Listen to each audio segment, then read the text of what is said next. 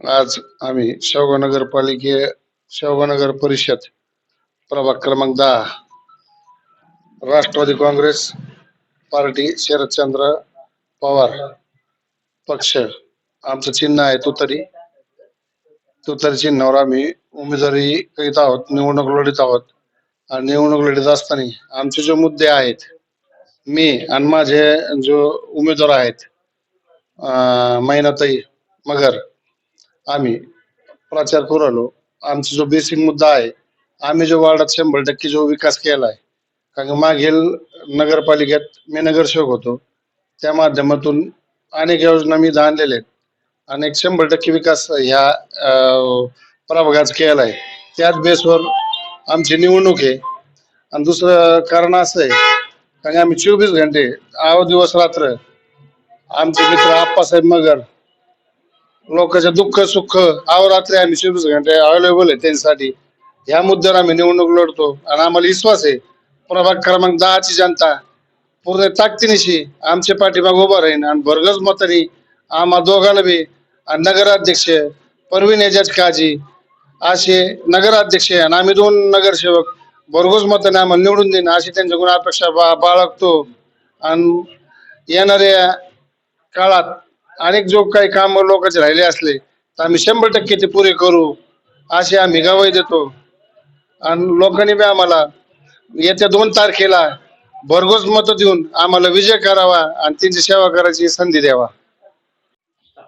आम्ही आम्ही काम करणारे उमेदवार म्हणून आणि होणारे नगरसेवक, जो जनतेच्या मदतीने आम्ही होणारे नगरसेवक, आम्ही नगरसेवक झाल्यानंतर आम्हाला सगळ्यात पहिले आमच्याकडे जो प्रश्न आहे 100% 10 नंबर प्रभागाचा विकास 100% आमच्या इंद्रनगर भागाचा झालेला आहे.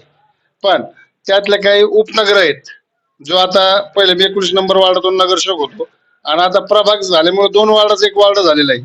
लोकसंख्याही वाढलेली आहे, मतदारही वाढलेले आहे आणि उपनगरही वाढलेले आहे. त्यात उपनगराची जो परिस्थिती मी बघतो आज आज बिलकुल वाईट परिस्थिती आहे. लोकांना जायला रस्ते नाही, लाईटीचा प्रॉब्लेम आहे, पिण्याचे पाण्याचे पाईपलाईन नाही आहेत.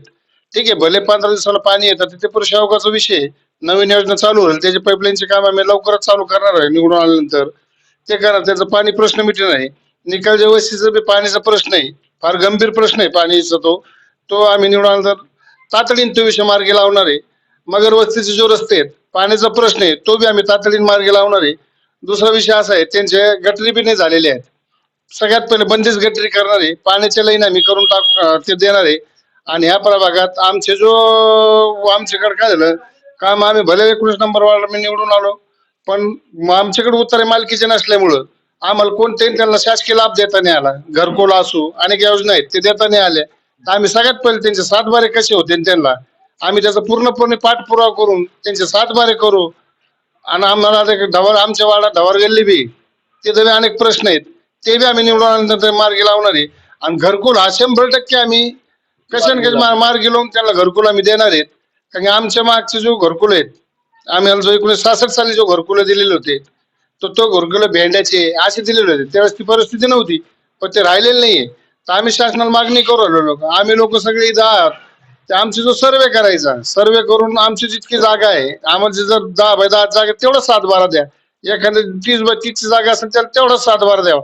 असे आम्ही शासनाकडे नगरपालिकेत ठराव करून पाठवून त्याचा प्रस्ताव आम्ही वरिष्ठ पातळीवर त्याचा पाठपुरावा करून ते मंजूर करू. आणि त्याला कसे काही 7 बारा तयार होत नाहीत, 7 बारा तयार करून कसे काही त्याला घरकुल भेटतील याचा आम्ही पुरा प्रयत्न आप्पासाहेब मगरच्या माध्यमातून, माझ्या माध्यमातून आम्ही 100% ते मार्गी लावू.